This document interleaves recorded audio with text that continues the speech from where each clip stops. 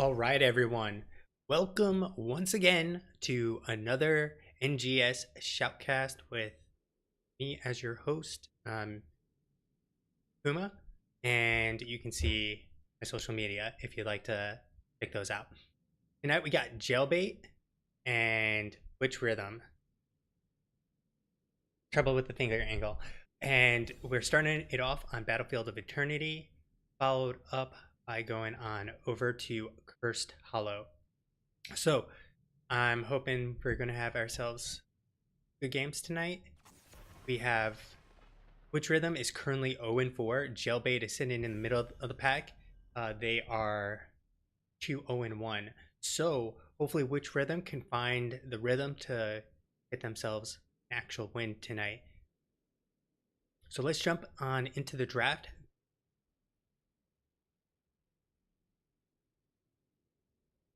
Battlefield of Eternity.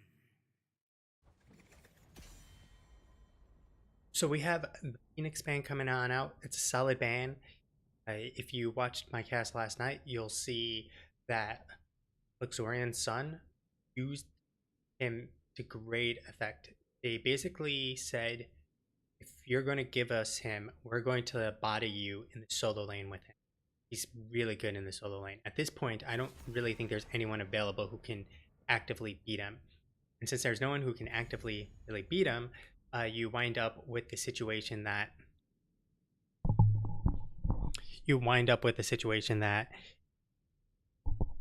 he's just always an optimal choice for your solo lane. So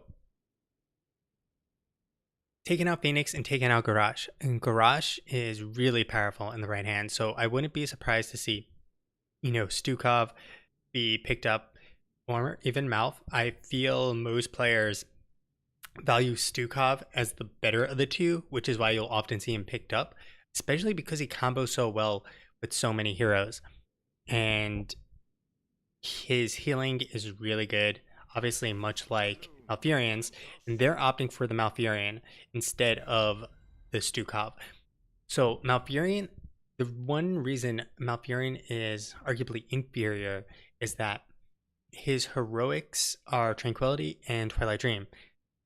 Tranquility is kind of a much lower impact heroic, in my opinion, in comparison to Stukov, who, well, he can either completely disengage an entire team by swiping him away, and at level 20 he gets charges of it, so like he can basically knock him as far away as possible, and then retreat, have more charges, and have it available later again. On the other hand, he also has the shove, which, like, if you can send someone across the map, is super high value. Malfurion, on the other hand, like I said, if the Twilight Dream is the most impactful heroic that he has, and if you're opting to not use Twilight Dream, well, Stukov probably would have felt better. And with that, we're going to see Maev as the final pickup here for Jailbait. I really like that because the Warden's Cage silence combo is absolutely brutal. It's basically it's hell in a cell for So which rhythm is going to opt for Diablo here? Diablo, it's almost an interesting kind of like synergy encounter from Diablo, in that if you're fighting in the Warden's Cage and too many members from the other team clump up into said Warden's Cage, you wind up with the scenario that Diablo is actually able to use his APOC, get a lot of people caught in it, and basically remove the value of the Warden's Cage. And finally, we're going to get Hanzo. I'm really surprised that neither team had opted for Hanzo earlier in the draft. So which rhythm gave Jailbait the opportunity to take Hanzo? And Hanzo on this map is still absolutely broken. I mean, no one's going to outrace a Hanzo unless you pick up several other good heroes that can keep up, like a Greymane, for instance, and a Rhaegar to help bolster the DPS race. But as it stands right now, Witch Rhythm is looking really good for the race. They also will have some good synergy between Roots from and into sorry, the Diablo charge overpower into the roots if they can make it happen, which rhythm. And on the other side, they also have the Hanzo arrow. So you can set up an APOC with a Hanzo arrow, or you can set up the arrow with an APOC, depending on which way you want it to go and what the situation allows for. You know, situations are fluid, and you gotta be willing to not just walk into the match and say, we're only going to use Dragon's Arrow after an APOC or before the APOC. You have to be able and willing to change it up if needed. So we're going to see the Sonya ban here, which then leaves heroes like Leo, Malthael, Blaze, all available. Now, the one thing is that Blaze is available for on the side of Witch Rhythm if they take Malthael, who is pretty good against a Diablo since he's high health pool.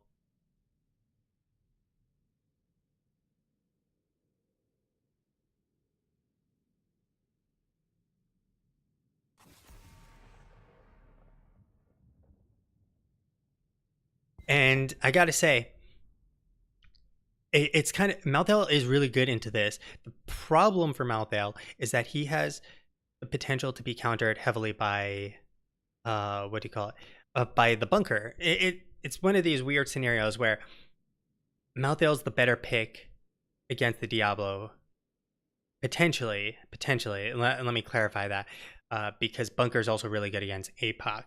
So it really depends on how you want to play this. Do you want the defense against potentially Twilight Dream or APOC?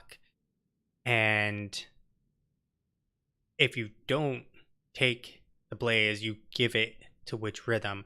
I almost feel it's worse. And at that point, Witch Rhythm will probably take Leoric. Or Jailbait can take Leoric, give them Blaze, and Leo gets a lot of value against a Diablo, and he wins against Blaze. Instead, we're going to see Arthas and Lei Ming. So they're leaving their solo laner for later. I'm not sure how I feel about the Lei Ming, especially with Diablo being such a big health pool. And as my chat is saying, like, where's the Butcher and Pick Nova? Like, none of those picks have just happened. So we're all really, really confused right now about why neither of those picks have occurred. So what I'm confused about is the Arthas. At this point in time, there's nothing being shown by Witch Rhythm that warrants an Arthas. Arthas is really about countering someone who comes in melee range. Technically, Diablo will come in melee range, but I feel like there's much better picks than an Arthas against a Diablo. If that's the entire reason you're going to pick up an Arthas, you need to reevaluate your strategy. The Lei Ming will be able to potentially pick off Hanzo, dropping some bombs from afar. Some bombs over Bad Dad action. So we're going to actually get Dahaka coming out here and Chromie. So they really are playing with some big old bombs here. We're going to get some hydrogen bombs being dropped by Chromie, perhaps some nuclear bombs by Diablo's APOC. And I like how they rounded this up. They basically decided Hanzo can solo the Immortal. I mean, he honestly can. In the race, he can solo it. So let's just have Chromie poke the enemy team if they try to stop Hanzo. And in the meantime, we're going to have Dahaka be able to burrow in at any point, and he can keep soaking while it's going on. Being able to soak during the Immortal race is very critical, especially when both teams posture around kind of like sitting on defense for whatever reason they choose. Either a lane's getting pushed in and they're waiting for the other team to deal with it, or if you're the team that has to deal with a bunch of shaman or a shaman camp, you have Dahaka go and he'll get back into the action really quick. So we're going. Oh, whoa. Okay, so Arthas is actually going to be for the solo lane. It's an interesting pick here, and they opt to go with ETC as the final pick. I don't mind the ETC as the final pick and as their like legit tank, but what I'm kind of confused about is why the Arthas into their team still. Like, Arthas will be able to accomplish pretty much nothing if Witch Rhythm plays the game correctly, which is let Chromie and let Hanzo just outpoke Jailbait.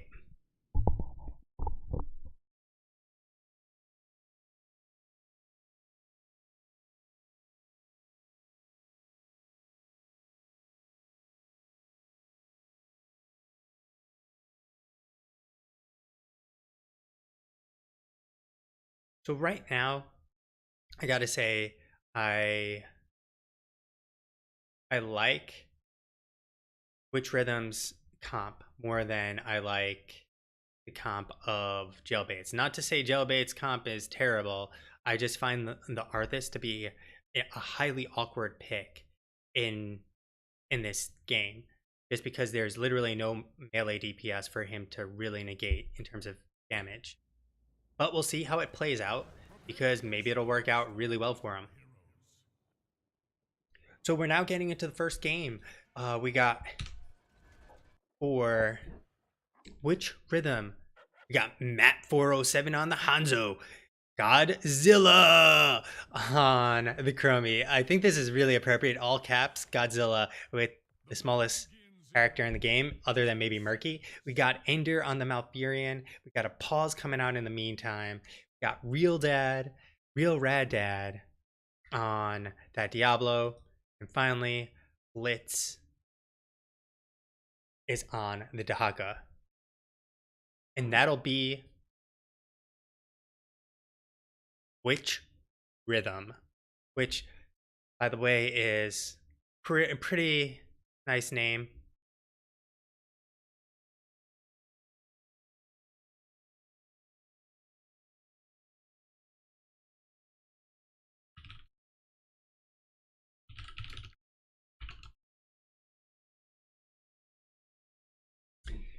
And so, Witch Rhythm with that clever name for their team. We on the other side, we got Smoke Dolphin on the ETC, Joe DiMaggio as the Mav. We got Ragistellar as the Stukov, Galaxy as the Li Ming, and finally we got Stormkiller on that Arthas, and that'll be Jailbait. So we got the mid footsie action happening a little bit, just a little bit. Godzilla going in, poking on down, hitting Joe DiMaggio without anyone really setting him up. You gotta dodge those. You can see Godzilla winding up from afar. Gotta be able to dodge it. Nice overpower. There's the root. There's a knockback. ETC does have the side cell available. They're now trying to pull him on back. Real Rad Dad taking a lot of damage, and there he goes down. Galaxy connecting with the orb and the missiles, securing the first kill of the game on the side of Jailbait. In the top lane, we're going to take a look. Blitz is blitzed out of his mind right now, as Stormkiller is stomping on him with that Arthas. In the bot lane, we got Godzilla dropping some bombs, clearing it up. So, good thing to know. This is probably one of the biggest mistakes everyone makes in the game. You'll see this at master level, you'll see this GM level. Dropping some bombs onto the wave as a Chromie. Yeah, you cleared it up, but guess what happened to your team? You lost the orb, and you have a Diablo. And guess what Diablo has? Devil's Due. So basically, all of Diablo's sustain in lane is based on getting those globes. And basically, the reason he's so terrifying is all those globes. Ooh, there comes a charge from Real Rad Dad. He does actually mess up Godzilla's Q, which I think would have actually landed there. Real Rad Dad taking a lot of damage. I don't think he's going to be up very long. There comes a Chromie, Dragon's Breath. Not going to connect either. Real Rad Dad will be walking on out. So Chromie, I got to give Godzilla credit. Like, he's dropping 19 stacks already. We're 2 minutes into the game. That's pretty bonkers. I mean, he's going to complete this quest at this rate at basically 6 minutes. I don't know about you, but a 6-minute sand clone for Chromie is going to be absolutely ridiculous. So we also had the redemption coming on out. So I'm assuming what we're going to see here is Hanzo is trying to get the resets or cooldown reduction up on his arrow much faster. I think that's what he's going to go. I could be wrong. He should be going, okay, got the serrated arrows, which I expected. But I'm assuming the goal of the build is get the never outmatched, be able to spam it significantly more often, and you get some more auto damage simultaneously. So we got much better position coming out from Jailbait. Jailbait is set up nicely here right now. They're in defensive position. Blitz still holding out. Let's take a look at what build he went with. He got Tissue Regen, and he got One Who Collects. Not going with the new talents there. In the meantime, however, we got Frag and Galaxy starting up this Immortal. The race has begun, and no answer on the side of Witch Rhythm. They do pick up their Shaman Camp, but it's really late in terms of like your actual rotation. They should actually have had Hanzo go back, do it once they hit 4, rather than sit in the lane, because Chromie can clear the wave. Matt might be getting caught out here. There's the grab from Joe DiMaggio. There's a slide whiffing, and Matt 407 trying to get out. There's the silence, and the hop over the wall. Say goodbye to Hanzo. So, Joe DiMaggio eating some of that damage. Real Rad Dad knocking him on into the wall. The race is definitely, though, Matt trying to finish off Joe DiMaggio. Won't be able to connect. And this is the problem with sitting here and fighting right now. They basically lost already half of this Immortal race. Frag still getting caught, getting hit in the stun, and say goodbye to Frag. Frag has just met his maker, the Lord of the Frag. And I don't know how nice the Frag God is, but maybe I'll let him respawn in 7 seconds. So they now have the opportunity to race. Hanzo needs to be racing here. There we go. Starting to work on Joe DiMaggio coming on in, hop over the wall. They actually should just stay here. Matt 407 didn't need to go anywhere. He just stays there. Oh, Real Rad Dad, however. There's the peel from the root. Stormkiller on Blitz right now. And Hanzo continuing to work on this Immortal. They're looking for the fight. Got Galaxy who's trying to melt the Immortal, but it's also a race against Hanzo. Hanzo, who's really hard to beat, but the entire team is there, and I doubt they're going to be able to stop this at this point. But Smug Dolphin is looking a little worse for the wear. The Q connects from Godzilla onto Joe DiMaggio. Joe DiMaggio, however, does have his D up, jumps up, gets out.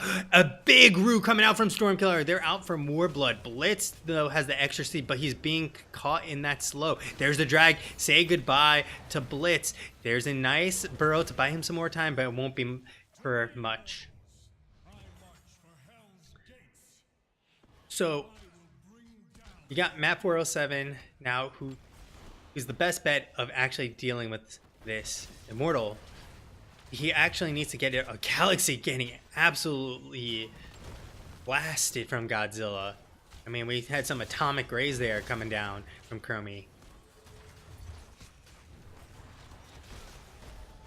Real Rad Dad going on in there. ETC gets the slide. Smug Dolphin is going to back on out. The fort is really low at this point. They should be able to finish it off. Joe DiMaggio sticking his head all the way out there. Face first tanking as a Maev. So they get the fort. That's really good. They're up a level. And Blitz trying his best. Gets a nice drag in the bottom lane that we just caught. Stormkiller is out of mana. But he's holding his own now at this point. Real Rad Dad is going to be able to come on in. There's the charge onto Smug Dolphin. Doesn't have the simple geometry and needed to actually get the walls done. And they also got there a little too late. So taking a look at the talents, we have Arthas with Frost Presence. We got the Frozen Waste, and we got Icebound Fortitude.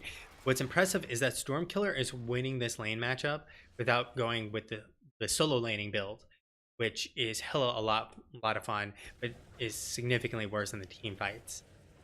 Joe DiMaggio coming on down. I don't think Blizz will be able to survive this.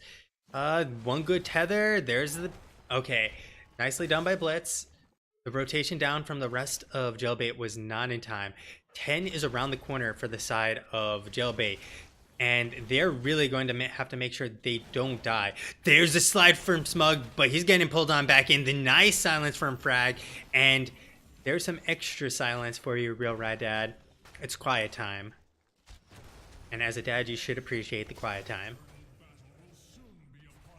So we got Feeding Frenzy coming on out. We do have the Never Outmatch. He does have the Redemption done. In Nature Swiftness, Vengeful Roots. Nature's Cure. We got Smug, who's going to be spotted out, not going to be able to rotate down. And on the other side, we got Blitz and Godzilla working on this camp. So they're going to get double camps here, which isn't too shabby. It'll help deal with the shamans if they don't want to stick around. I don't know why they gave up the shaman camp, and Godzilla is just getting, beat down. You might as well call this King Kong over here at this point, because Godzilla has been, almost beaten to a pulp. And so Chromie coming on back. Oh, Matt might be get caught out here. Smug not going to get the slide. Smug Dolphin really late there with that slide. He slid into the gate after Matt 407 was gone behind the gate. So the rest of the towns, we got from the shadows, we got the Soul Shield, Dragon's Eye coming on out. We also got Brown's Talons, and we almost have Time Marker's Pursuit done. We got 41 stacks here on Chromie, and Jailbait is not up on their macro game. So like they're taking too long to get to where they need. They're giving away the immortals for free. I mean, this is a 50% immortal at this point. Real Red Dad going on in. We have heroics available for everyone. There's the mosh pit. There's the APOC. There's the time loop. And first down is ETC. Warden's Cage going to trap them on in here. And they have to deal with the silence. The hell in the cell. Stormkiller really low. But remember, they still have Map 407 Godzilla here. And there's a lot of people getting traded out.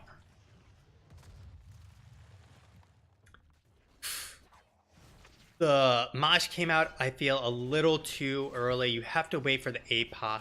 You have to wait for the Dragon's Arrow, because you'll just get interrupted like that. The Twilight Dream, everything was blown pretty much by both of these teams. So, of course, you can see Stukov and we have a Force on Li Ming. Those don't really count. Jailbait, though, getting absolutely obliterated there. Once, even though they killed the ETC, Stormkiller managed to survive, and they walked away with significantly more kills. Even though it's fairly close, if you look at the HP pools, they still walked away with significantly more overall. Now, this Immortal is really big and really beefy. We had almost 100 souls, not quite. Chromie is almost at the 60 mark here. We almost have the 20 done. We have Frost Presence done, and they'll be getting this 100% for free at this point. There's a shove. Say goodbye to Hanzo. Not really needed. A little cheeky. I like it. Now, Massive Shove is possibly one of the most fun heroics in the game, because you just go for those big plays, the big D plays. Send them to another planet. Send them to another galaxy, even perhaps. Maybe send them to another map. There's Real Red Dad getting caught on in, getting pulled back in. This is a bouncy castle as he bounces back and forth there. Smug Dolphin, though, taking a boatload of damage, and Chromie has finished Sandblast too. There's so much damage now available on the side of Witch Rhythm. Joe DiMaggio being pulled back on in. I don't think he has it. There's the Mosh Pit. There's the Warden's Cage. The APOC coming on out. Say goodbye to Witch Rhythm. I hope they have a spell for respawning, because this could very easily be game, because Real Rad Dad now going on down as well. Smug Dolphin taking a lot of damage. There is still Godzilla. Godzilla can drop some bombs here.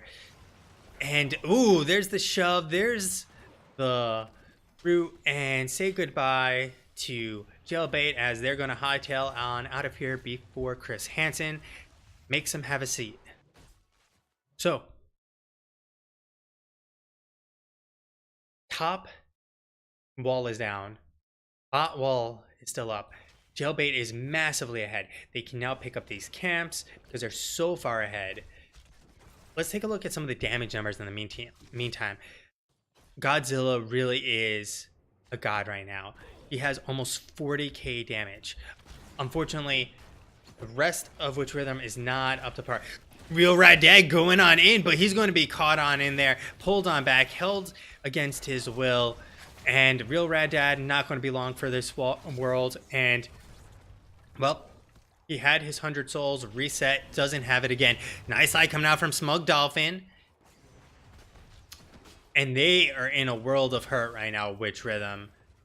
I don't know if they tried to cast a curse or what, but clearly they cursed themselves here. Chromie's still up, and Godzilla is seriously dropping some bombs. It's connecting with them, enough of them that they might be able to get scared off. But there is a catapult here. I don't think they'll be able to handle this.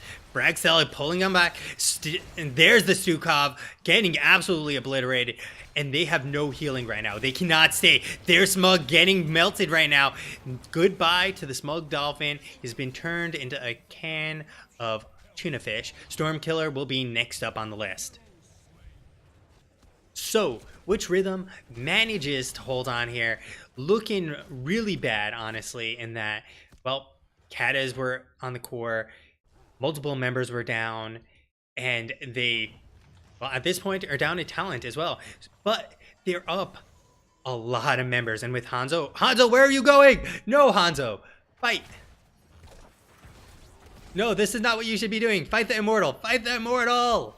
Oh, they're looking for another kill. This is not what they should be doing. Matt 407 connects, though. Okay, they shouldn't have been fighting still. The reason they shouldn't have been fighting is because look how many people are up now. There's 4 people up instead of 2 people up. Let's do the math here. 4 is greater than 2. And, well, it's much harder to, like, take the Immortal when 4 people are up to defend. They've essentially accomplished nothing except burn the arrow. They're still down a talent. Matt, where are you, baby? Because you're just getting mind erased along with Chromie. And the chase is still on. I don't know if they'll get any more kills. Real Red Dad coming on in with a big old APOC? No, only 1 member. There's this Twilight Dream. There's the Mosh Pit. Say goodbye to the members of Witch Rhythm, as they have been absolutely obliterated by Jailbait.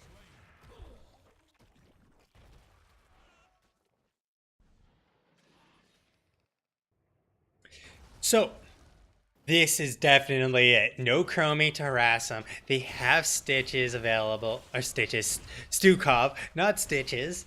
And there's no way for them to hold this core with 5 members up. Chromie is back up. They should be able to still handle this. Galaxy is not really a big deal here. It's mostly going to be Joe DiMaggio and I guess Stormkiller at this point. Galaxy can just drop bombs from afar. There's a warning cage coming out. Not going to be good enough, and that is game. I'd say Jailbait just absolutely ran the train on him. Called the cops because I don't think that was, really legal, which has happened there.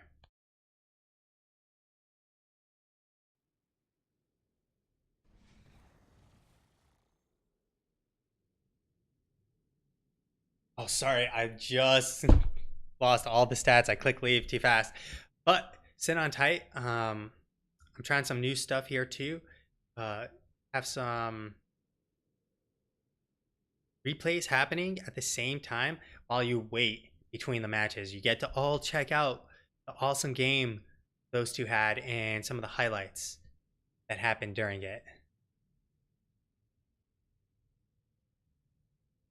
Right. Make sure it worked. Okay, beautiful. Did. Sit on tight, get some of these up